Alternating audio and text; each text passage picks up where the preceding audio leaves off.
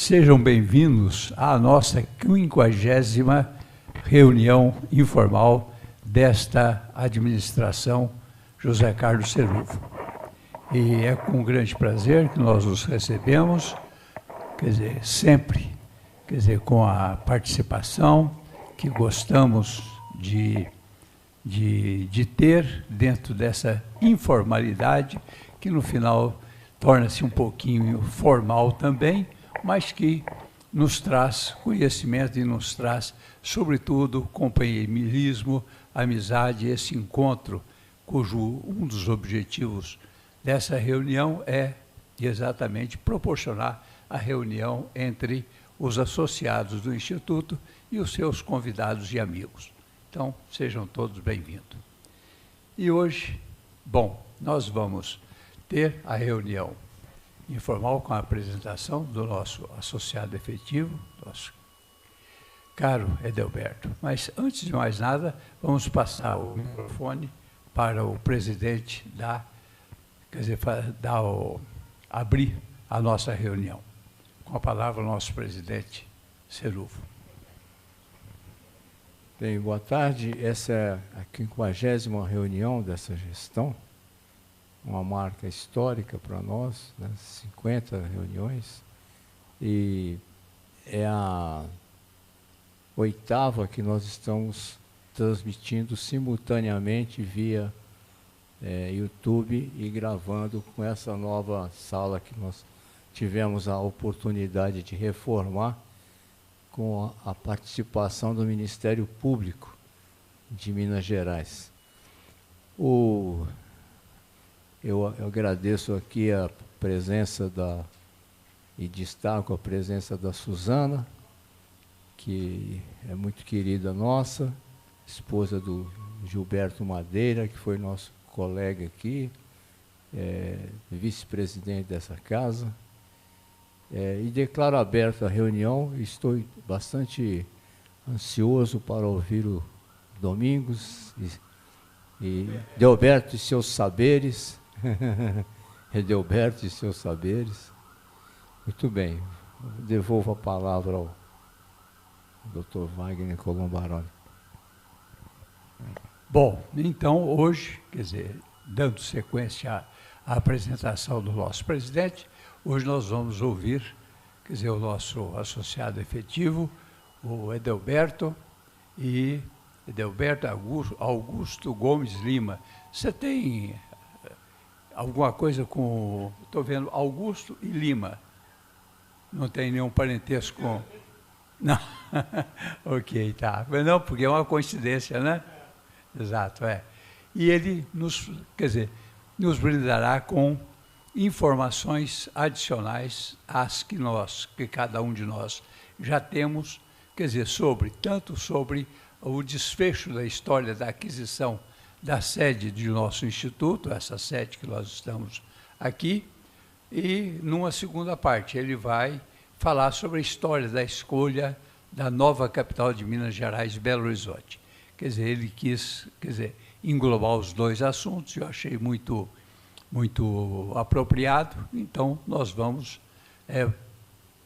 começar pela primeira parte, que é a história da aquisição da sede do nosso instituto. Com a palavra, o Edelberto. Pode ficar à vontade.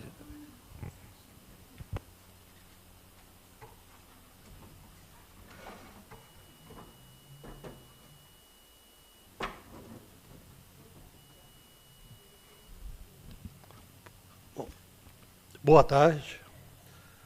Agradeço a presença de todos, principalmente do presidente Cerullo e dos presidentes eméritos, Dr. Wagner e o capitão, o coronel Paulo Dias Duarte, por essa oportunidade. Já comecei mal, hein, coronel? Bom, doutor já falou que minha palestra vai ser dividida em duas partes. A primeira, desfecho da história da sede do Instituto Histórico e Geográfico de Minas Gerais.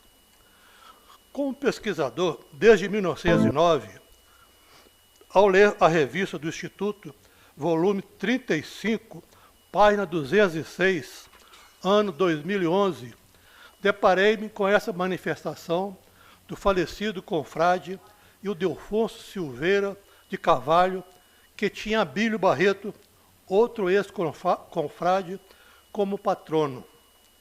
Mais desencantador, porém, o veto do governador Magalhães Pinto, talvez mal assim. Isso aguçou a minha curiosidade, de modo que pedi a um órgão técnico da Assembleia Legislativa, aliás, funcionários altamente competentes, atenciosos e prestativos, que me enviasse o texto legal.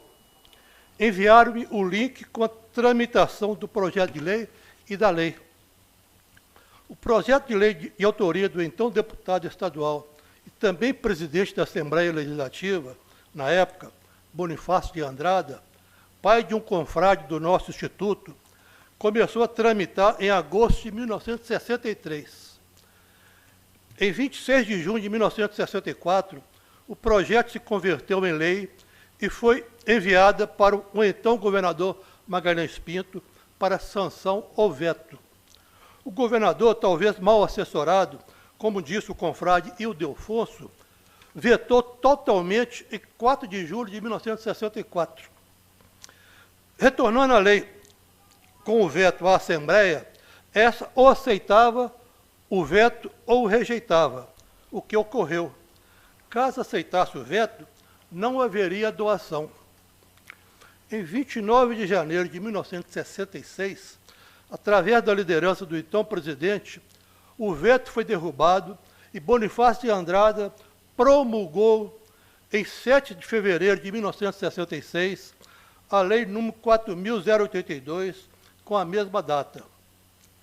Quando se trata de derrubar vetos dos chefes do Poder Executivo nas 3 esferas governamentais, quem promulga a lei é o presidente do Poder Legislativo, que derrubou o veto.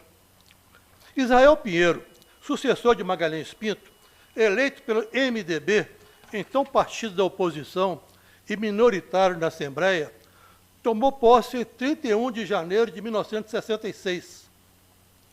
A lei, em seu preâmbulo e artigo 1º, determinava: o povo do Estado de Minas Gerais, por seus representantes, decretou a seguinte lei: fica o Poder Executivo autorizado a doar ao Instituto Histórico e Geográfico de Minas Gerais uma das unidades autônomas de sua propriedade, localizada no bloco B do conjunto Governador Kubitschek, cito a Praça Raul Soares, nesta capital.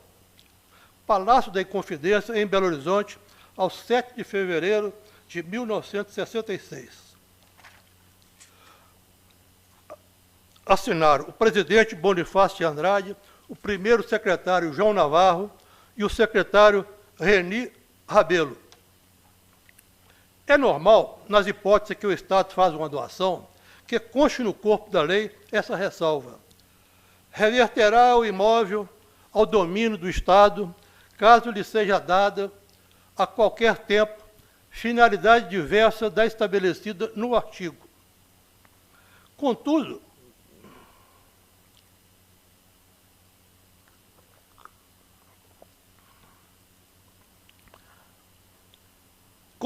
no caso da lei aprovada pela Assembleia e promulgada por Bonifácio de Andrade, não constou essa ressalva. A propriedade foi transferida para o Instituto com total domínio, usar, gozar e dispor. Com todo respeito às opiniões em contrário, doação e comodato são duas figuras antagônicas. Em consequência, jamais o imóvel foi cedido em comodato, que seria o empréstimo do imóvel da sede. Em 3 de abril de 1967, 1 ano e 2 meses após a sua posse, Israel Pinheiro assina, como representante do Estado de Minas Gerais, a escritura de doação, juntamente com o então presidente do Instituto, Copérnico Pinto Coelho. Porém, na escritura, o Estado fez constar uma ressalva não prevista na lei. Acrescentou uma inovação, qual seja: o imóvel doado reverterá ao patrimônio do doador, de pleno direito, no caso de não ser utilizado para a sede do Instituto Donatário ou no caso de sua extinção. Finalizando a primeira parte, entendo que, do ponto de vista legal, não existe nenhuma restrição quanto ao domínio pleno do imóvel doado, podendo, em tese, inclusive recorrer ao judiciário para anular essa ressalva. Porém, do ponto de vista ético, é óbvio que o Instituto, fundado em 1907 e amparado em seu histórico, além de ser reconhecido de utilidade pública nas 3 esferas governamentais, jamais deixará de cumprir os objetivos pelos quais foi criado e, na hipótese absurda de sua extinção, não por imposição legal, mas até por gratidão, reverterá o domínio para o Estado. Nota: o texto na íntegra, acompanhado de um parecer e do texto da Escritura, estão em meu livro Coletânea de Histórias de Minas Gerais, página 204 e 218, disponível no Google, na Galeria Edelberto. Para iniciar a segunda parte, eu vou pedir ao Elvio para passar um pequeno vídeo de 3 minutos.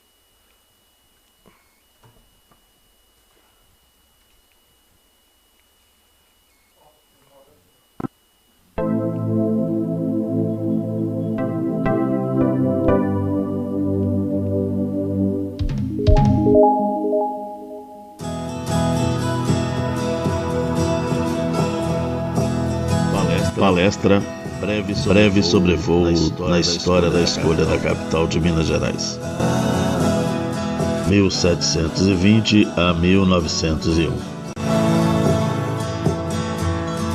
Locais sugeridos para serem a nova capital entre os anos de 1720 a 1889. A partir de 1720, diversos locais foram cogitados para serem a capital. Então vejamos. O ano era 1720. Quando a capital era em Ribeirão do Carmo, atual cidade de Mariana, o conde de Assumar propôs ao rei a mudança para a Cachoeira do Campo. Em 1721, já instalada a capital em Vila Rica, atual cidade de Ouro Preto, o então governador Dom Lourenço de Almeida pensava não ser a solução definitiva em face à topografia e difíceis condições de vida e de comunicação. No ano de 1789, os inconfidentes sugeriam a mudança da capital de Ouro Preto para São João del Rei. Já chegados os anos de 1833 e 1834, cogitou-se a mudança para Mariana ou São João del Rei.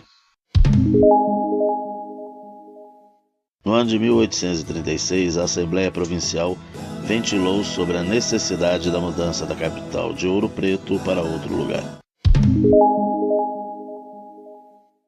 Já no ano de 1867, a Assembleia Provincial aprovou a mudança para Jequitibá, nas margens do Rio das Velhas, ou entre Jequitibá e Vila de Guaicuí. Contudo, o presidente da província de então vetou a lei, tendo a Assembleia Provincial, sem sucesso, tentado derrubar o veto. O ano já era 1889, no seu dia 18 de novembro, e já no alvorecer da era republicana, o vice-presidente da Câmara de São João del Rei solicitou ao presidente do Estado a mudança para aquela localidade.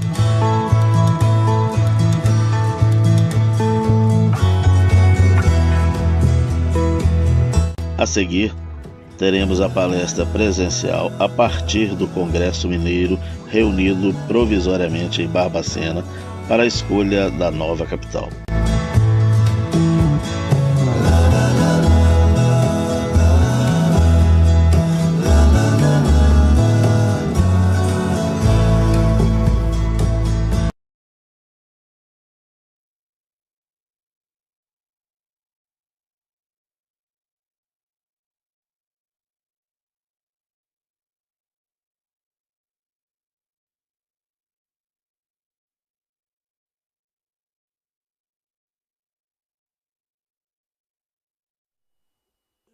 Então, eu agradeço o Cássio por esse belo vídeo que ele fez para mim.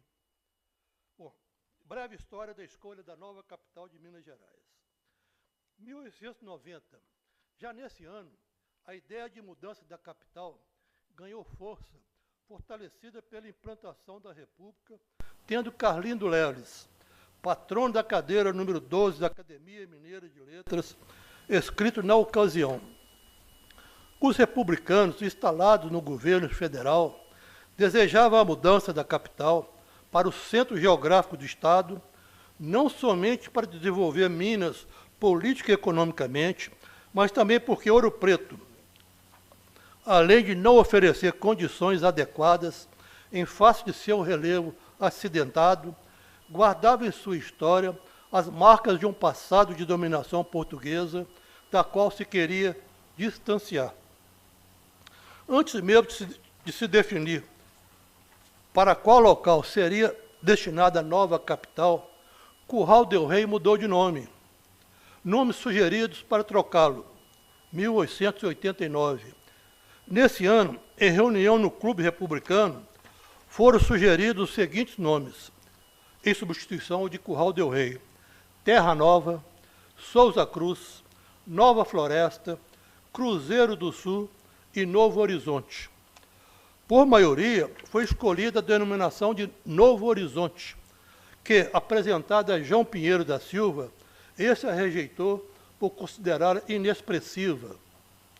No dia 12 de abril de 1890, antes mesmo do Congresso Constituinte Mineiro deliberar sobre a mudança da capital, Curral del Rei, através do decreto número 36, assinado pelo presidente do Estado, Dr. João Pinheiro da Silva, passou-se a denominar-se Belo Horizonte, a pedido do povo de Sabará.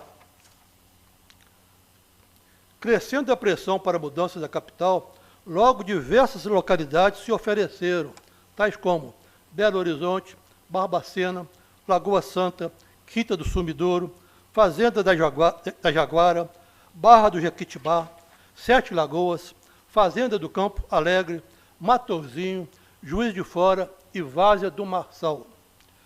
Também se cogitou os nomes de Catas Altas do Mato Dentro, Santa Bárbara do Mato Dentro, São Francisco, Distrito de Santa Bárbara, Serra do Caraça, Planalto do Piuí, Vale do Rio Doce e uma infinidade de pequenas vilas. Instalação do Congresso Constituinte. Foi instalado em Ouro Preto, em 1891, o Congresso Constituinte, com a missão de promulgar a primeira Constituição Mineira da era republicana, eis que a Imperial de 1824 não mais vigia. Além da Constituição, esse Congresso Constituinte, por 35 votos contra 34, deliberou sobre a necessidade de se mudar a capital. Com um voto, Ouro Preto continuaria a ser capital.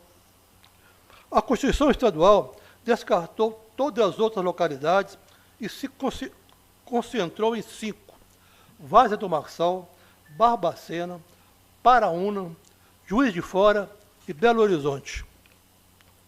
Através da Lei Adicional à Constituição Estadual de número 1, de 28 de 10 de 1891, determinou-se ainda que o presidente do Estado escolhesse com urgência uma comissão de técnicos para examinar e dar parecer sobre cada uma das localidades, cada uma das 5.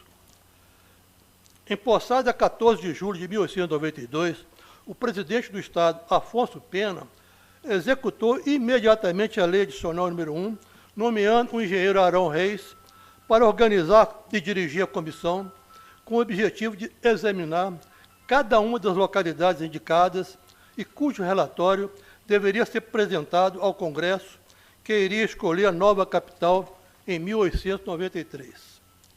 Em junho de 1893, Arão Reis apresentou ao governo o relatório, na qual se concluía ser difícil a escolha entre Belo Horizonte e Várzea do Marçal, mas opinando favoravelmente para a escolha dessa última localidade, por oferecer melhores condições econômicas. Instalação do Congresso Mineiro, a partir de 28 de novembro de 1893, instalado provisoriamente em Barbacena, com a única missão de escolher a nova capital. Já na primeira sessão, o deputado Francisco Salles, nome de avenida, relator do primeiro parecer, sugeriu, com base na conclusão da comissão dos técnicos, que Várzea do Marçal fosse o local escolhido. Apresento a seguir algumas restrições quanto aos locais indicados e aposto os pontos positivos desses locais. Restrição ao Ouro Preto, segundo Carlindo Leles. Essa restrição já apresentei no início, qual sejam as condições inadequadas em face do relevo acidentado, além de guardar em sua história e arquitetura as marcas de um passado de dominação portuguesa. Restrições a Juiz de Fora e Paraúna, na opinião do deputado Camilo Prates. Juiz de Fora é a cidade conquistada aos pântanos do Paraibuna, onde o paludismo reina sem contraste. Paraúna é carregado de múltiplas espécies nossológicas, doenças, que, no dizer do higienista, muito prejudicariam a formação de uma cidade como desejamos para a capital de Minas. Restrições à Várzea do Marçal e Belo Horizonte. Quanto à escolha do lugar, declaro de plano que o parecer técnico deixou-me mais duvidoso do que estava antes de o ler. Os dois lugares, Belo Horizonte e Várzea do Marçal, que a disputa no dizer do chefe da comissão técnica, a preferência são: o primeiro infectado endemicamente pelo bócio e cretinismo, o segundo um vasto pântano com lençol d'água a 1 metro de profundidade e, de mais a mais, alagado pelas enchentes dos rios que o circundam. Restrição a Belo Horizonte. Uma das restrições a Belo Horizonte seria o de possuir um elevado número de papudos, bócio. Restrição a Barbacena, segundo Arão Reis. Disse Arão Reis: Barbacena não pode ser abastecida de água potável, senão com fabulosas despesas. Alguns pronunciamentos a favor de Barbacena, Várzea do Marçal, Belo Horizonte, Ouro Preto e Juiz de Fora. Barbacena. Se Barbacena tem um bom clima e com as condições de saúde desejável e ordenada na Constituição, mas, diz o chefe da comissão técnica, não pode ser abastecido de água potável, senão com fabulosas despesas, o que, aliás, não é proibido pela disposição constitucional que não limitou o crédito. Ouro Preto. Trecho do pronunciamento do senador José Pedro Xavier da Veiga em defesa de Ouro Preto.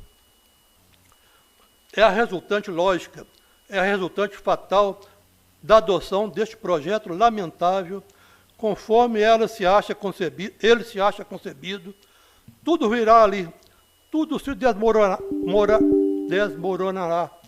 Nem sequer ficará, talvez, ereto, seu pedestral de granito, o monumento colossal erguido pela justiça e pela gratidão do Congresso Mineiro ao protomarte da liberdade nacional, no mesmo lugar que sua cabeça esteve exposta em um poste infame por ignominiosa sentença da tirania colonial. Tudo se derrocará, senhor presidente, mas alguma coisa há de ficar. Onde ficar as ruínas, as vastas ruínas daquela terra de tradições e de glórias que se pretende transformar em lúgubre necrópole, simbolizando no seu silêncio desolador um protesto perpétuo contra essa obra de injustiça e de ingratidão, de devastação e de iniquidade, verdadeiro matricídio político que há de comover as gerações por virem. Ficarão as ruínas, senhores, e sobre esse venerando esqueleto do velho e glorioso Ouro Preto, há de a história que não tem paixões e que não tem interesses, a não ser a paixão da justiça, o interesse da verdade, há de a história estender o manto estrelado de sua consagração, homenagem perene que fugirá através dos séculos. Outras razões apresentadas pelo senador José Pedro Xavier. O Estado de Minas Gerais, na época, tinha questões de limites com a Bahia, Goiás, Espírito Santo, Rio de Janeiro e especialmente com São Paulo. E com este, nas palavras do senador, a questão era muito séria e poderia, no futuro, tornar-se gravíssima. E este era, entre outros, dos motivos porque era contra a mudança da capital. Senhor presidente, há cerca de 350 funcionários de todas as categorias residentes em Ouro Preto e que terão de ser transferidos para o novo lugar designado para a capital. Esses 350 funcionários, representam aproximadamente não menos de 350 famílias. Pergunto, a consciência de meus nobres colegas do Congresso, há no estado de Minas Gerais uma única cidade, mesmo a mais adiantada, é a maior delas, em que se possa obter, de repente, 300 casas para a residência dessas famílias, e os prédios para repartições públicas, para as câmaras legislativas, para a residência do presidente, e quartéis e tantas outras necessidades de uma capital, mesmo que ela seja provisória? Belo Horizonte, segundo o jornal O Contemporâneo, em uma edição de 1893. Belo Horizonte está fadada a ser uma enorme e elegantíssima cidade, não só pela sua posição topográfica, como pelo seu magnífico clima e água em abundância e adjacências fertilíssimas, ocupadas por muitas madeiras de primeira qualidade.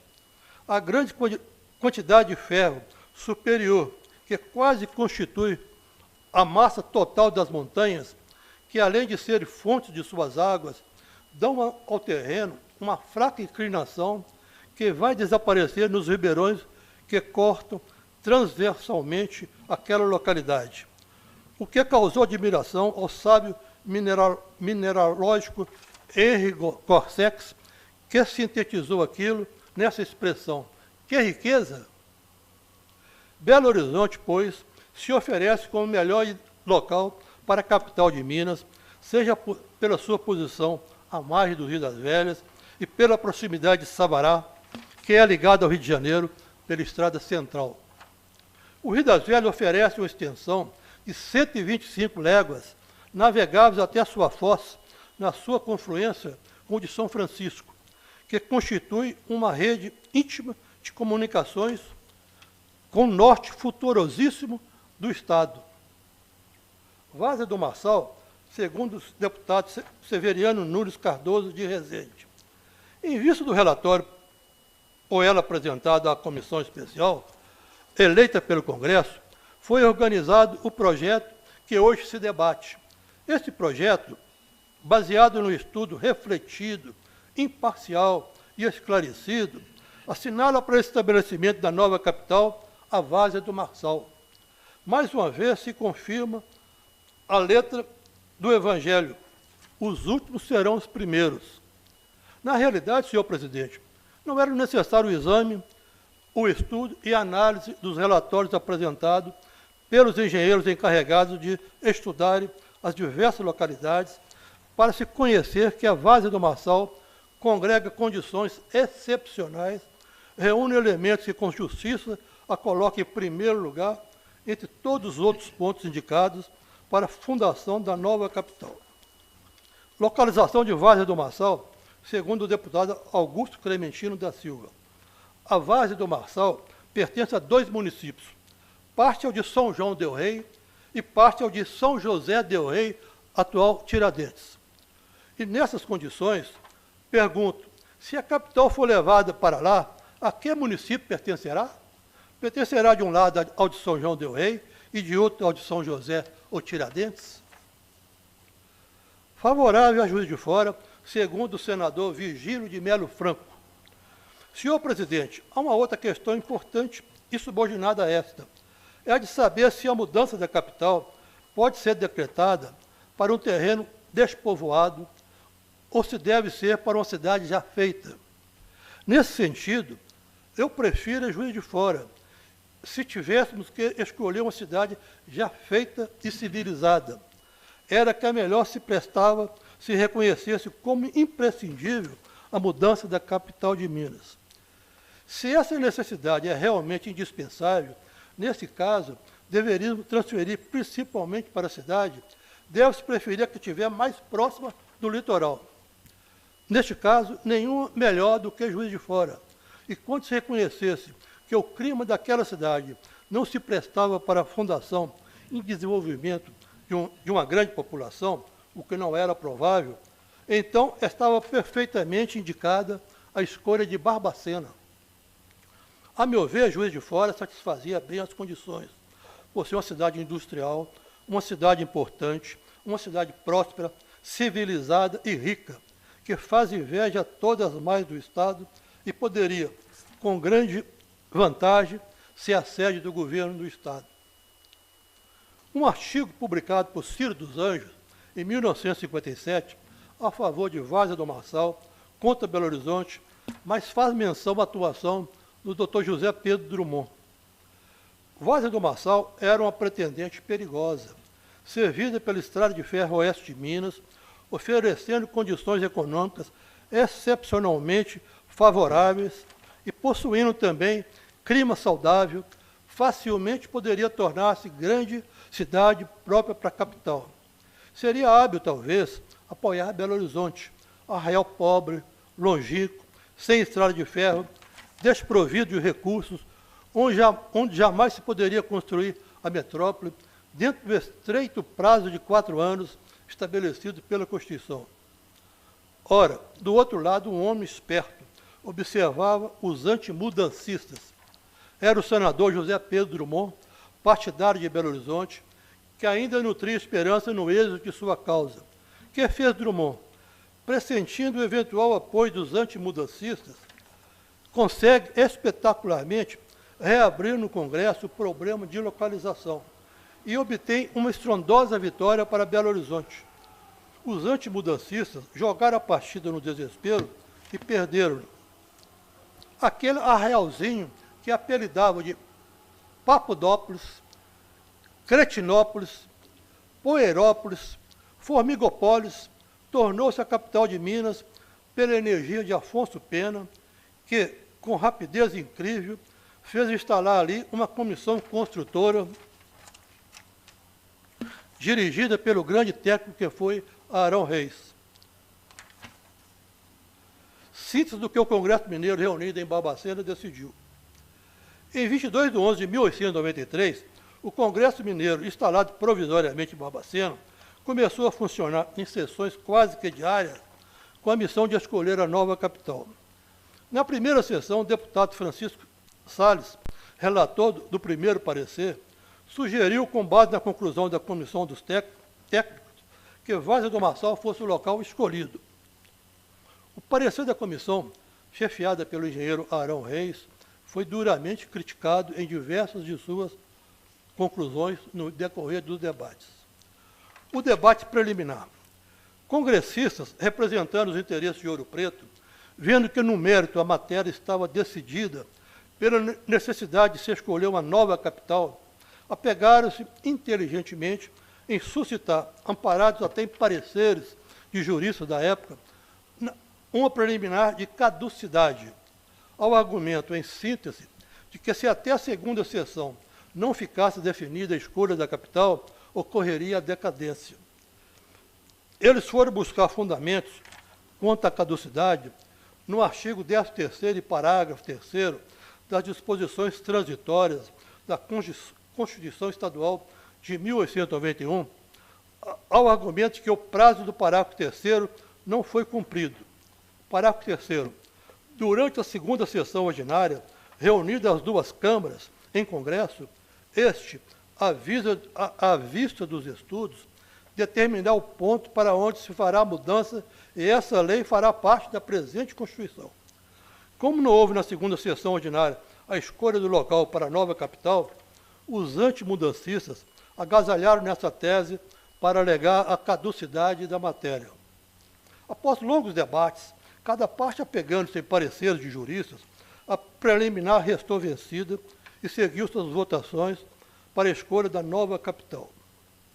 Nota: os debates na íntegra estão transcritos no livro 1893, Sessões do Congresso Mineiro para a escolha da nova capital, disponível no Google, na Galeria Edelberto.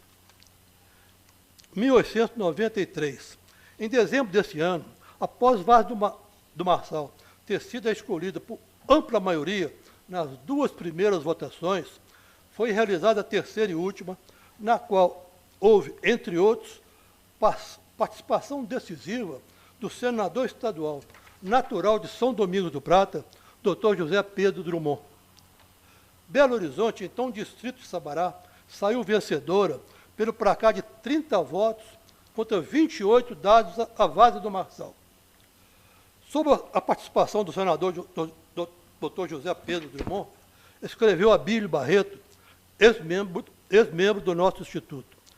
Proferiu notável discurso, constantemente apertado, e que impressionou fortemente a Assembleia pela firmeza dos argumentos, pondo em confronto Várzea do Marçal e Belo Horizonte, para concluir pela indiscutível vantagem de Belo Horizonte. Em 15 de 12 de 1893, ainda se tentou, sem qualquer previsão legal, uma quarta votação, mas ela foi rejeitada. Os primeiros planejamentos. Imediatamente após o Congresso ter autorizado a mudança da capital para Belo Horizonte, ele promulgou a Lei Adicional número 3, de 17 de 12 de 1893, fixando os primeiros planejamentos, cuja síntese apresenta a seguir. Primeiro, fica designado o Belo Horizonte para aí se construir a capital do Estado. Fica o governo autorizado a proceder à desapropriação dos terrenos particulares compreendidos na planta que foi aprovada, a mandar proceder o orçamento dos edifícios públicos necessários que serão feitos por administração ou cedidos a particulares ou empresas mediante concorrência, conforme julgar mais conveniente aos interesses do Estado. Promoverá a construção de casas em condições higiênicas e de aluguel barato para os operários. A conceder aos atuais funcionários que requererem e por lei têm residência obrigatória na capital, um lote para construção de casa ou chácara antes de serem postos em asta pública. A conceder a título gratuito aos atuais proprietários de casas em Ouro Preto, situadas no perímetro para a cobrança do imposto predial, um lote correspondente à área edificada e habitada que possuíram, se o requererem, de conformidade com o regulamento. Fica determinado o prazo de 4 anos para a definitiva transferência do governo para a nova capital, podendo, porém, o presidente do Estado transferir provisoriamente, desde já, a sede do governo para qualquer ponto do Estado, se o interesse público o exigir. Nota: cogitou-se transferir provisoriamente para Sabará ou Barbacena, capital, enquanto se construía a nova capital. Contudo, isso não ocorreu, eis que o prazo de 4 anos foi cumprido. O prazo se iniciou em 17 de 12 de 1893 e terminaria em 17 de 12 de 1897. São declaradas sem efeito algum quaisquer concessões de terras ou preferências estipuladas para edificações feitas até esta data que tenham relação com a construção da nova capital. Sala das Comissões, 26 de julho de 1893. Desapropriações em 1894. Através do decreto nº 712, de 14 de maio do mesmo ano, foi autorizada a desapropriação de todos os terrenos, prédios e benfeitorias do distrito de Belo Horizonte, município de Sabará, que se achavam compreendidos em uma planta previamente aprovada pela Comissão de Estudos das localidades indicadas para a capital do Estado. Nota: as desapropriações causaram os primeiros atritos entre os desapropriados e as equipes de Arão Reis. É que, na época, o valor venal do imóvel, para efeito da cobrança do imposto predial, era determinado pelo próprio proprietário e não pelo governo. Atualmente, quem o fixa é o município. O proprietário, para pagar menos imposto, o fixava em valores bem abaixo do de mercado. Arão Reis começou a desapropriar, tomando como base para indenização o valor venal, daí as reclamações. Esse conflito, com maiores detalhes, está contado em meu livro, Breve História da Escolha da Nova Capital de Minas Gerais. Desliga do território de Sabará. Ainda em 1894, através do decreto número 716, de 5 de junho, assinado por Afonso Pena, Afonso Augusto Moreira Pena, então presidente do Estado, ficou desligado do município de Sabará o território do distrito de Belo Horizonte, ex-Curral del Rei. Cidade de Minas, 1897.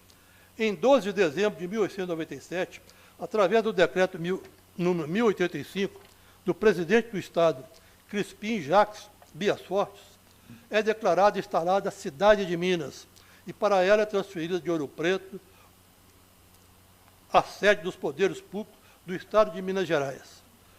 5 dias, o prazo fatal de 4 anos, fixado pelo Congresso Constituinte. Em 1º de julho de 1901, através da Lei nº 302, mudou-se definitivamente o nome da nova capital de Cidade de Minas para Belo Horizonte. Teria Borba Gato dado origem a Curral del Rei, hoje Belo Horizonte? Divergência entre 2 ex-membros do Instituto Histórico e Geográfico de Minas Gerais. Valdemar de Almeida Barbosa. Podemos afirmar com segurança que Silvio Ortiz não foi o fundador do Curral del Rei, porque, quando pediu sua sesmaria do cercado, já existia o arraial do Curral del Rei, distante de sua fazenda. A presença de Borba Gato em terras onde nasceu o arraial do Curral del Rei é incontestável, bem anterior à de Silvio Ortiz. 3 historiadores afirmam com segurança que o Curral del Rei surgiu em terras de Borba Gato. Edelvarges Teixeira, Augusto de Lima Júnior e Raul Tassini. A sesmaria de Borba Gato é delimitada com rara precisão. Os documentos de sesmaria, de modo geral, são redigidos em termos imprecisos, um tanto vagos, mas a de Borba Gato não. Está bem localizado, junto a um ribeirão que vem do cercado, correndo da barra que faz o ribeiro do Tombadouro, no dito ribeirão para cima, pelo dito ribeirão. Tombadouro, nos mapas antigos de Belo Horizonte, é o único afluente do Arrudas, entre o Taquari e o Cardoso. A origem do Curral del Rei não está ainda bem esclarecida. Seria esclarecida ainda quando surgirem novos documentos. Não possuímos elementos seguros para afirmar quem fundou o arraial de Curral del Rei. Uma certeza, porém, temos. A capela de Nossa Senhora da Boa Viagem e o arraial de Curral del Rei surgiram fora das fazendas do cercado. A origem de Belo Horizonte, segundo Abílio Barreto. Curral del Rei, pouco depois de ter sido fundada a fazenda do cercado, começou a surgir em terra de João Leite da Silva Ortiz, o arraial de Curral del Rei, assim denominado porque aí se encurralava o gado vindo dos sertões da Bahia e do São Francisco, depois de contado no registro das abóboras, junto ao riacho Contagem, para pagar tributos régios em Sabará. O povoamento se fez com a gente que afluía, então, de toda parte para as minas, atraída pelas riquíssimas lavras de ouro que ali se descobriam e exploravam.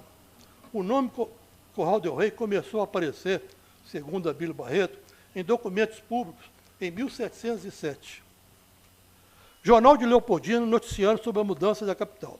O Jornal Montanha, órgão da imprensa da cidade de Leopoldina, em uma edição de dezembro de 1957, noticiava: se a mudança da capital de Ouro Preto para outra parte mais acessível era uma ideia antiga, já sonhada pelos inconfidentes, foi a 12 de dezembro de 1897 que isso efetivamente se concretizou.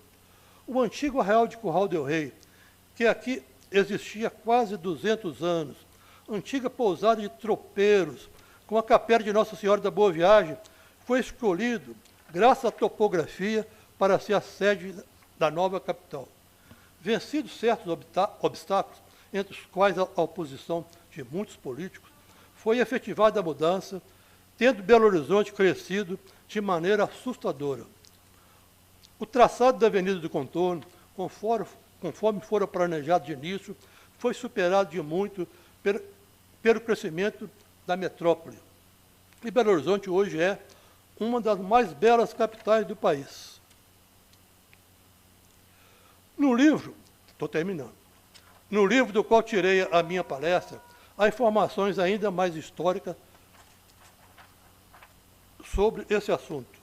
No livro, além das matérias já lidas, há pronunciamentos na íntegra do senador médico Dr. José Pedro Drummond, as casas e ruas de Belo Horizonte em abril de 1894, calçamento das ruas e avenidas da nova capital, material empregado em 1896, parte do que já estava construído na Praça da Liberdade em 1894. A nova capital foi a primeira cidade planejada no país. A construção da estação ferroviária de Belo Horizonte, descrita em detalhes, inclusive sob hotel em suas dependências, por Alfredo Camarati, em 27 de maio de 1894. Histórico da construção da estação ferroviária de General Carneiro, em 1894, e sua inauguração. Visita de autoridades à estação, autoridade de Ouro Preto à estação, em 1894. Alfredo Camarati, viajando a cavalo de Sabará até Curral del Rei, em março de 1894. Na época, a Central do Brasil ia do Rio de Janeiro até a cidade de Sabará. Inauguração de museu em Belo Horizonte. Jornal de Conselheiro Lafayette, comentando o livro de Abílio Barreto. A origem de Curral del Rei e sua conversão na nova capital, segundo reportagem do jornal Correio Paulistano. Ramal da Central do Brasil até a futura capital. Fábrica de ferro de Belo Horizonte em 1894. A religiosidade do povo belo-horizontino em 1894. A Igreja de Boa Viagem descrita em março de 1893. O Velho Mineiro, por volta de 1894, quando da construção da nova capital. A monotonia dos dias e noites em Ouro Preto, escrita em maio de 1894, por Alfredo Camarati. Um pouco da trajetória de vida de Alfredo Camarati, notas biográficas de Abílio Barreto, notas da vida de Dr. José Pedro Drummond. Borba Gato fundou Sabará? Também diversos historiadores, inclusive os sabarenses, Zoroastro Viana Passo e Carme de Belo, além de Salomão de Vasconcelos e Adelvares Teixeira, todos ex-membros do Instituto Histórico e Geográfico de Minas Gerais, contestam essa versão. Maiores detalhes podem ser vistos em meu livro, Coletânea de Artigos sobre História. Todos os meus livros aqui citados e diversos outros sobre histórias de Minas Gerais podem ser encontrados na íntegra no Google, bastante digitar Galeria Edelberto. São 34 no total. Finalizando, vou terminar lendo uma dedicatória de minha esposa, doando um livro da qual extraí a minha palestra. O livro é Breve História da Escolha da Nova Capital, de 1720 a 1901. A dedicatória: para o acervo da Biblioteca do Instituto Histórico e Geográfico de Minas Gerais, Belo Horizonte, 15 de maio de 2025, Regina Célia Cruz. Muito obrigado. Obrigado.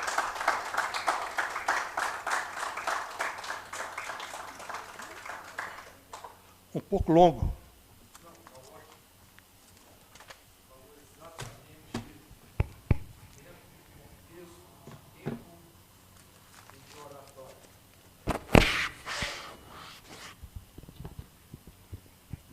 Bom, o Instituto agradece, cumprimenta e agradece o nosso associado efetivo Adelberto pelas brilhantes exposições que acaba de fazer, quer dizer, nos trazendo detalhadamente detalhes, quer dizer, sobretudo da escolha da nova capital de Minas Gerais.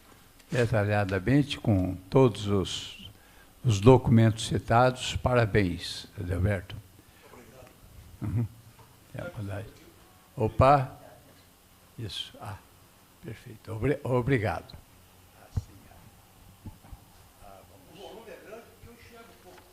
Então, 16 álbuns transformou em 130 álbuns.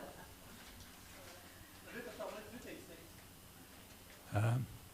Aqui, para o acervo da Biblioteca do Instituto Histórico e Geográfico de Minas Gerais, Belo Horizonte, 15 de maio de 2025, Regina Célia Cruz Lima, esposa do autor. Muito obrigado. E aqui, esse é o que foi apresentado. É o texto que foi apresentado. Ótimo. Eu tirei a palestra. Ah, perfeito. Ok, muito bem. Muito obrigado. E irá para a nossa biblioteca.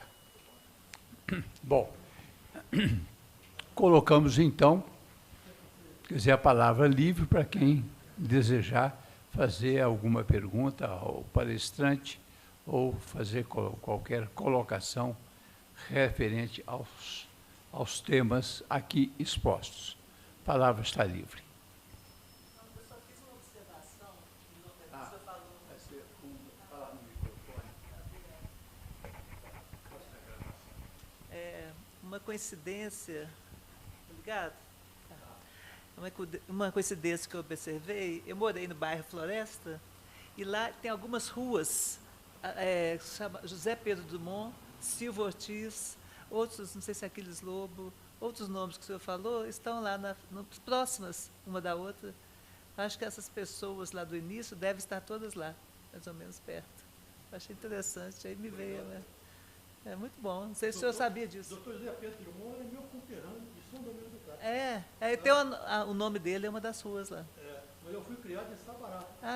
Em Sabará, em perto. Sabará, e sou cidadão honorário de Sabará, terra do coronel Vitor ali, terra da minha esposa também. Em Sabará, nós estamos colados em Sabará, né? E uma das cotadas seria Sabará, para ser a capital, não é isso? Ficamos aqui bem próximos. O Curral del Rei já pertencia a Sabará. Já tinha o Curral del Rei. Mas foi cotada também a cidade de Sabará. Eu observei isso. Que era uma mal escolha, que Sabará está no meio de direito. Igual o Preto, cheio de montanha. Também acho que aqui foi melhor, né? Acho que aqui foi melhor mesmo.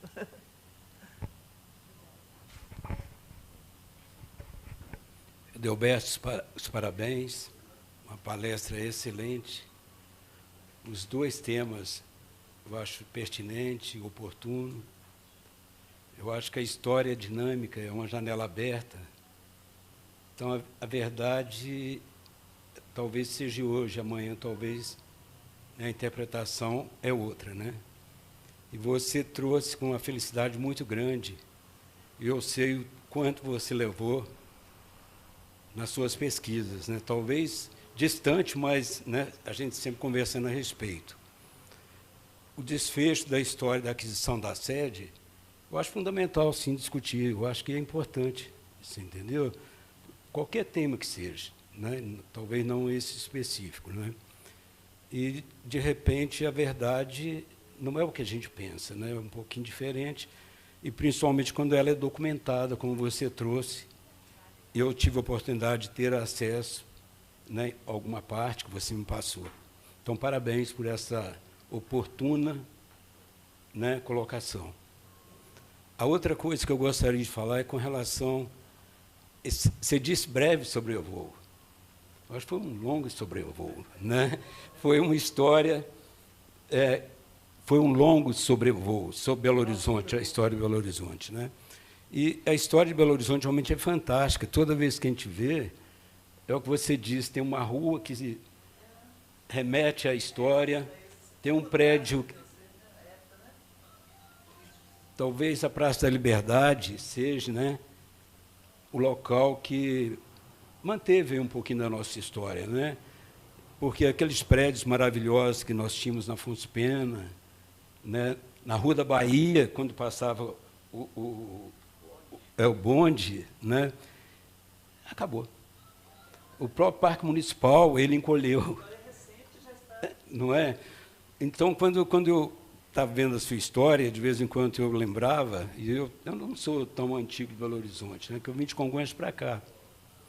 Mas, quando você falava, parece que eu sentia naquele meio ali, e percebendo o que eu conheço, o que eu já li, né, e o que eu aprendi. Então, parabéns, foi muito... assim, oportuna, cheia de conhecimentos fantásticos, né? Ainda bem que você trouxe um acervo para a nossa biblioteca, né? E também a sua palestra gravada. Ela vai para a página do Instituto. Você entendeu? Então, que eu acho fantástico. Parabéns, então.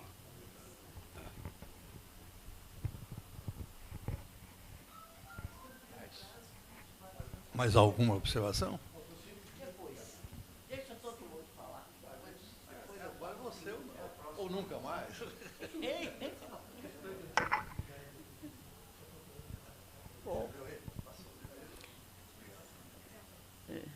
Bom, parabéns pela palestra, muito minuciosa, muito detalhista e realmente muita coisa que eu nunca tinha ouvido falar e muito instrutiva, realmente. Eu sempre me interessei muito pela história de Belo Horizonte, que eu amo Belo Horizonte. Vim para cá aos 10 anos de idade e sempre acompanhei 10 anos, aos 10 anos. Moro aqui, amo Belo Horizonte, é a minha segunda cidade. Só veio depois daquela que eu nasci. Essa realmente em primeiro lugar. Mas Belo Horizonte é a segunda cidade para mim. Amo Belo Horizonte. E eu me dediquei mais a uma época posterior, porque eu, como contadora de história, e pertencendo a grupos de contadores de história, uma ocasião, isso foi em 1917, o Museu Abílio Barreto convidou alguns grupos de contadores de história para contar a história de Belo Horizonte lá no Museu Abílio Barreto. E foi durante um segundo semestre. Cada grupo contaria durante um mês, nos sábados daquele mês. E o meu grupo, então, escolheu o tema Belo Horizonte nos anos dourados. E eu fiz a pesquisa, a pesquisa foi dividida em módulos, então, em 4 sábados à tarde, nós contamos histórias lá no Museu Abílio Barreto com um público bem razoável e com perfeita interação, né? Então, eu me dediquei a esse período de Belo Horizonte em todos os seus aspectos, como era a vida social, como era a religião naquele tempo, os usos e costumes. Eu falei dos colégios, como eram os uniformes, como eram os bailes, até como eram os enxovais de casamento que as moças faziam naquela época. E eu disse até o seguinte, que a nossa a palestra foi assim até um pouco, vamos dizer, elitista, porque nós nos dedicamos mais, assim, vamos dizer, a uma parte da sociedade, né? Nós falamos de moças que casavam-se na igreja de Lourdes, que eram sócias do Minas Tênis, frequentavam o iate, que estudavam nos melhores colégios de Belo Horizonte e tal. Agora, eu principiei o meu livro falando alguma coisa, né, do princípio de Belo Horizonte, da mudança da capital. E o detalhe que eu falei foi que a mudança da capital partiu de um sonho do Padre Paraíso. Seria isso verdadeiro? Hein? Desconhece. Dizem que o Padre Paraíso, esse era um sonho do Padre Paraíso, que era um deputado lá do norte de Minas, e que o povo de Ouro Preto ficou furioso com ele, e só não apanhou porque ele era padre, sabe? Padre Paraíso. E que teve uma reação muito grande dos ouropretanos, porque realmente eles não queriam, não interessava a eles a mudança da capital, né? E que o padre Corrêa de Almeida, então, foi um dos opositores veementes à mudança da capital. e se ele falou que se estavam procurando um lugar bonito, uma região bonita para mudar a capital, então ele não deveria sair nunca lá de Ouro Preto, porque lugar mais bonito não existia do que aquele, né? Ele chegou até a fazer uns versos. Ele disse o seguinte: como está provado por estudos, os curraleiros todos são papudos, porque correu a notícia que a água de Belo Horizonte produzia aquela doença, né, que é conhecida como bócio, papo, porque, na realidade, onde é hoje o Palácio da Liberdade, ali havia uma choça onde morava uma família de papudos. Mas os construtores, os operários que trabalhavam aqui, chegaram até a pedir que a água viesse de uma outra região, né, para aqueles bebês, e tal era o medo que eles tiveram de contrair a doença, né? E outra coisa também que eu falo no meu livro é que é sobre a cidade. Ela foi construída assim, sobre a filosofia positivista, né, que era a moda na época, do Augusto Conte, né, e que eles queriam uma cidade inteiramente diferente das cidades portuguesas, que parece que as cidades portuguesas, as ruas, elas não enfrentavam os obstáculos, elas contornavam os obstáculos. Então, as ruas eram todas curvas, né? E a cidade e a religião era considerada o mais importante. Então, as igrejas eram construídas no lugar mais alto da cidade. E a gente pode até observar que essas cidades antigas, na parte mais alta, estão exatamente as igrejas.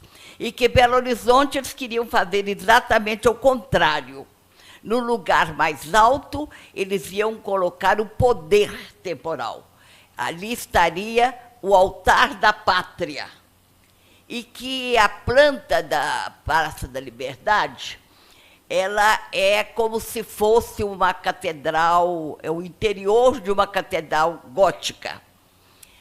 O altar, o poder temporal, o poder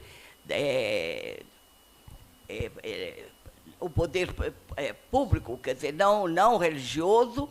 O altar da pátria seria o Palácio Presidencial. Ali as secretarias funcionam como os altares laterais.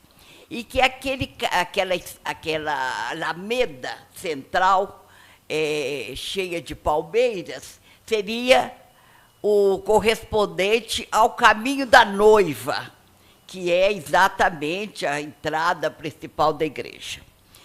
Eu sei que, então, que na época, os padres ficaram insatisfeitos das igrejas de Belo Horizonte estarem numa altura inferior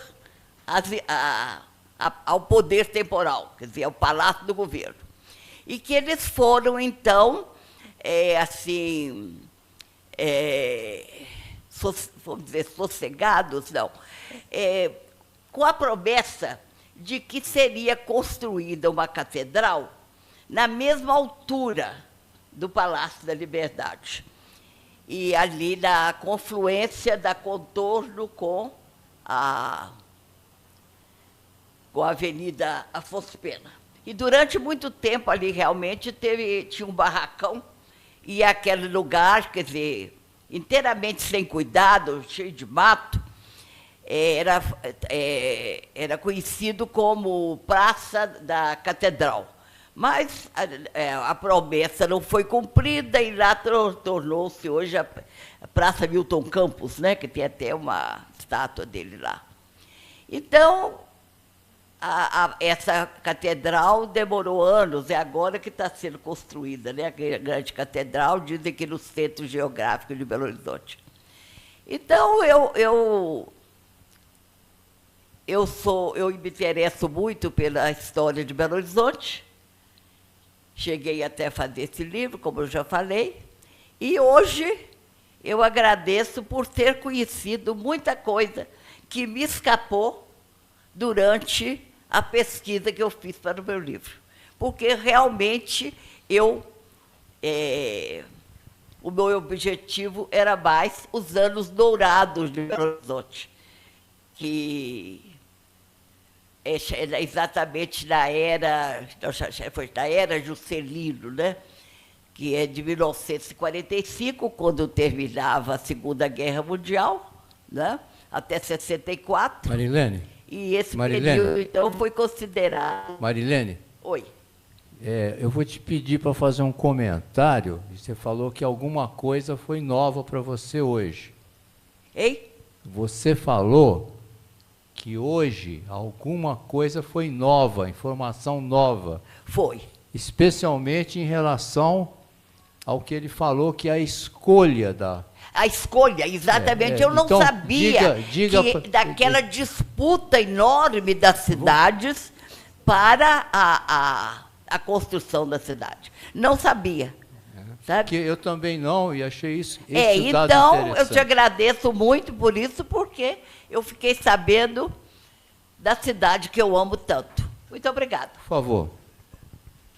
O presidente Ceru, em uma reunião aqui, ele falou que foi Juscelino que introduziu o iodo na água e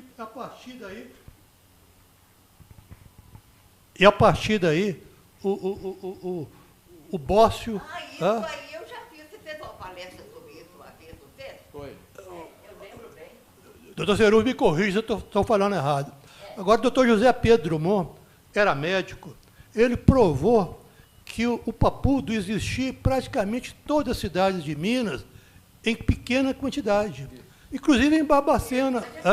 Em Barbacena ele achou 6 casos de papudo. Na minha infância também eu já vi papudo. Hoje não existe mais, graças a o iodo na água que a gente bebe. Eu não sou médico e eu coloquei, é no sal. É no sal, no sal. É sal?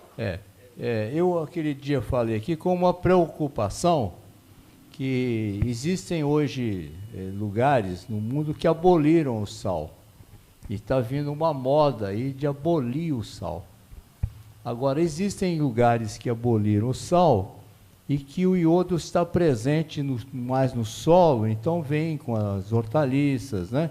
Então, a reposição dessas populações, lá não tinha bócio. Então, agora aqui no nosso meio, em que nós tivemos essa situação epidemiológica de Minas e outras cidades do Brasil que na época se conhecia que tinha bócio. Com a abolição do sal, o que vai acontecer, né? Então, eu não sei, é uma coisa a se pensar, né? Porque o nosso solo e as nossas vegetais, nossas hortaliças, são pobres em iodo, né? Foi nesse sentido, com essa preocupação, que além do mérito do Juscelino, né, de ter tomado... O flúor é para dentes, né? Pois mas o flúor também foi colocado, né? Não, mas o flúor já é mais recente, e foi colocado no dentifrício, né? Na pasta de dente, né? Já com outro custo. O interessante do Juscelino é que a adição de iodo no sal praticamente não altera o custo. Não houve dinheiro, houve uma canetada. Quer dizer, houve uma decisão. E por que ele tomou essa decisão? Que o professor dele aqui, o Baeta Viana, que não tem muito nome aqui, nós temos Alfredo Balena, tem vários nomes na cidade. O Baeta Viana mesmo, que era o cérebro da Faculdade de Medicina, que falou para ele, Juscelino, e para os alunos, que havia pesquisas no mundo que o iodo, não se sabia muito, mas que lugares que tinham iodo não tinha bócio. Era uma correlação. A partir daí, o interessante é a decisão o Juscelino esteve na França, fez pós-graduação lá. Ele era urologista, e um grande urologista. Bom, no Hospital Militar tem várias cirurgias difíceis que ele fez. Bom, não vamos entrar em Juscelino, não. Só quero dizer, senão eu vou fazer igual a Marília, daqui a pouco. O que tem a ver com a decisão histórica, né? Eu vou voltar. Só que essa parte do Juscelino merece até uma palestra, porque a gente precisa entender o médico Juscelino, que nós conhecemos o político Juscelino, né? Nessa parte que você colocou, eu acho que valeria a pena ser feita uma condensação disso e colocar um artigo na nossa revista, com esses dados, nessa base cronológica. Ofereceu praticamente a base da palestra dele aí, para o Instituto. Mas o que eu estou dizendo é o seguinte, aqui está grande, o que ele falou está menor. Aqui não cabe na revista, isso aqui é um livro. Agora, ele consegue fazer um resumo, não é não? Só quem consegue escrever isso consegue fazer um resumo. Que aqui é a primeira parte do resumo, é fazer história. Você quer a primeira ou a segunda parte? Eu acho que é essa parte que fala da decisão da capital. Porque o resto, como a Marilene falou, né, a gente acha que caiu do céu, capital é Belo Horizonte, então como vão construir? E teve um bastidor assim difícil, né? Uma parte, né, política complexa, né, para chegar, difícil. E podia não ter dado, podia ter ido para o outro lado, né? A gente podia não estar aqui hoje, né? Foram decisões difíceis, como você falou, 30-28, depois de um revertério, né, até.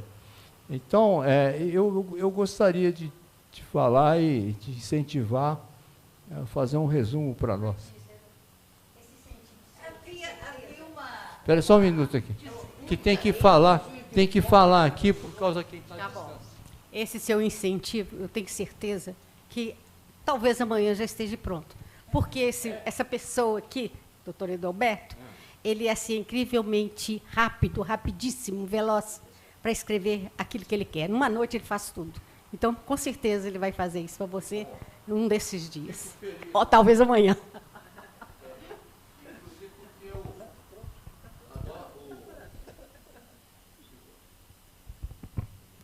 Inclusive porque a revista está aberta, né, para sair, e o prazo é até o fim desse mês. Agora tem que ter gente como ele, né?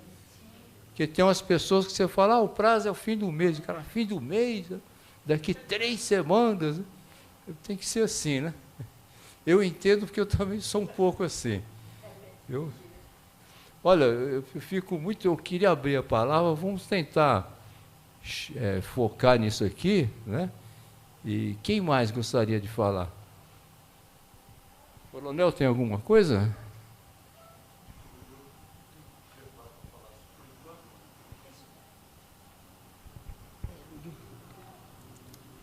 Penso que eu não tenho nada a acrescentar a isso que eu ouvi. Estou aqui como ouvinte, como estudante. E tudo que essa palestra me trouxe de riqueza de acontecimentos, de beleza de fotografias e de uma palestra muito bem dita, muito bem esclarecida. Então, eu estou aqui para te dar os parabéns, viu, Edalberto? Parabéns, e que entre milhares de palestras suas, de escritos, de livros seus, você se supera a cada dia. Parabéns. Obrigado. Muito obrigado, Suzana. Bom, havia uma disputa entre Belo Horizonte e Juiz de Fora. Teria sido. Sim. Sim. Bom, o Domingos puxou aí uma puxou aí um gancho, dizendo o seguinte, tem a primeira parte, tem uma ligeira, vamos dizer, divergência a respeito. Mas o que o Edelberto falou, quer dizer, é isso aí. Quer dizer, houve, quer dizer, um projeto que foi feito pelo Bonifácio Andrada. Quer dizer, depois foi aprovado na Câmara, o Magalhães Pinto vetou. Agora, eu não sabia que um veto pode ficar tanto tempo assim, suspenso, não. Eu achava que tinha um tempo determinado para que a Assembleia julgasse esse veto. Não tem, não? Sinceramente, não sei responder isso. Porque eu tenho a impressão que tem hoje, pelo menos eu acredito que pela legislação, tem um tempo para que a Assembleia, vamos dizer, decida sobre o veto, vetar ou não, né? Quer dizer, derrubar o veto ou não. Bom, mas aí o seguinte, ele aproveitou, no tempo em que ele estava como presidente da Assembleia, então, quer dizer, na oportunidade dele ocupar a presidência, o governo de Minas, ele, então, quer dizer, puxou o processo que ele era interessado e ele derrubou, quer dizer, o veto e tornou-se aí uma lei. Quer dizer, a lei era para ser cumprida. E ela foi cumprida através, de uma assinatura, de uma escritura, pelo Israel Pinheiro. Quer dizer, é isso aí o resumo, não é? Agora, aí vem a questão que cabe a nós aqui do Instituto, quer dizer, verificar sobre o mérito que nós damos ao Israel Pinheiro e, quer dizer, o Bonifácio Andrada praticamente num esquecimento, né? Quer dizer, isso aí quer dizer, nós podemos até fazer uma homenagem a ele em função de que a função dele foi importante, foi decisiva. Quer dizer, outro poderia ter tomado, mas ele tomou foi importante. E ao Israel coube, quer dizer, a assinatura, como representante do governo de Minas para uma lei que já estava aprovada. Eu penso que isso também é uma das coisas para fazer uma matéria para a revista. Tá? Porque você tem a base técnica dela, o que você cita não é de cabeça, tem a fonte, né? Registrado. E sem entrar no mérito, nós somos historiadores, nós não queremos mérito. Historiador, aconteceu isso, isso e isso. Vocês leiam e tomem decisão. Não? Eu acho que essa é uma ideia, isso que você colocou aqui. Viu? Eu gostaria de... Essa palestra pode... São duas, né? Eu separei. Eu separei as duas para a revista. Aqui, não, uma ele vai fazer hoje à noite. Uma ele vai fazer hoje à noite e para amanhã. Eu não quis estressá-lo, então deixei né, no segundo momento. A outra você faz de sábado para domingo e entrega segunda. Né? Segunda-feira eu vou estar no seu pé. Boa ideia sua. E eu acho assim, é interessante, nós somos historiadores.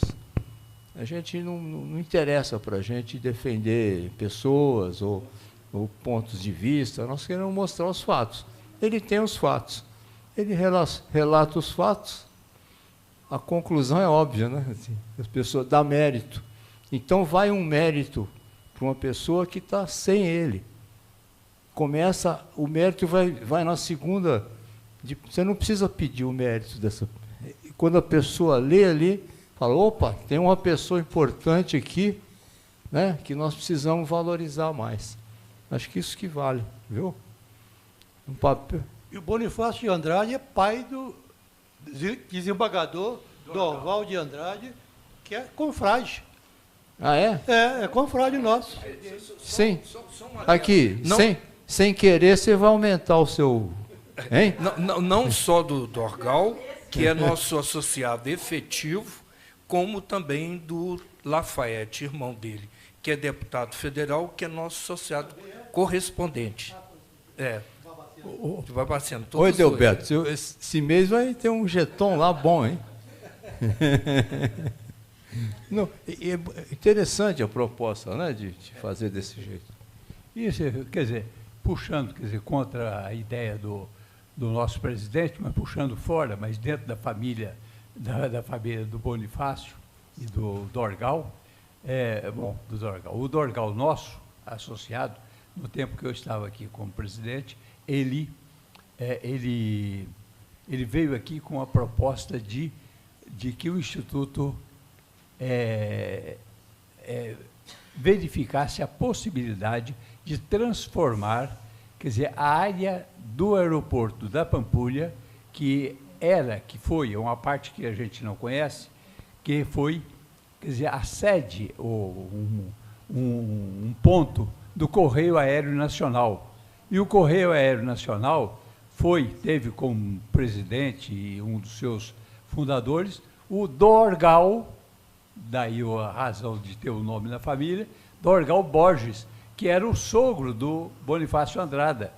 E o Dorgal, filho, Dorgal, nosso associado, quer dizer, pensou nisso aí, tem um livro escrito, quer dizer, sobre o Dorgal Borges, sobre a vida dele, né?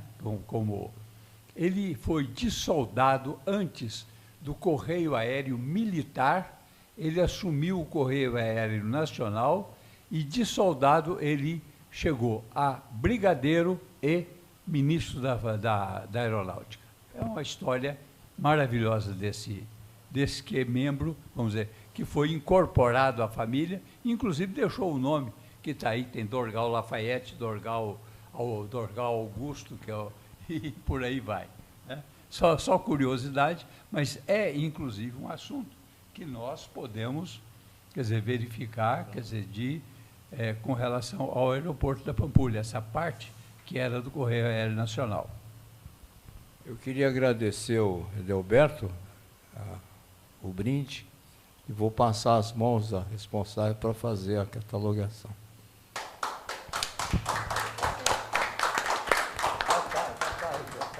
Bom, eu acredito que...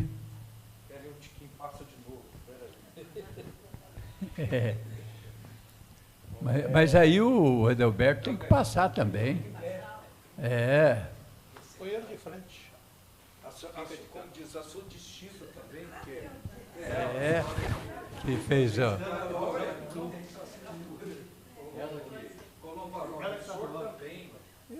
Então vai todo mundo. Só entrega, tira todo mundo depois, calma aí. Vamos ficar na frente do comandante aqui, ó. O comandante. Eu não aguento, não. Vamos lá. Estão aqui. Aí, ó, entregando aí, ó. 1, 2 e ao sorriso. Cuidado, não pode cair não. Aí, 1, 2 e... Adalberto, dá um sorriso aí, senhor. Aí. Então vamos todo mundo aqui que eu vou tirar um. Vamos lá? Não quer fazer aqui o encerramento? Olha, então nós... Desculpa aí, Não, você encerra. Bom, então está encerrada. Não está encerrada, está, vamos dizer, transferida para o hall ao lado onde nós vamos tomar um suco de uva. Agora isso aí. Está transferido para as palavras e a degustação. Exatamente. Vamos lá, gente. Vamos lá, gente.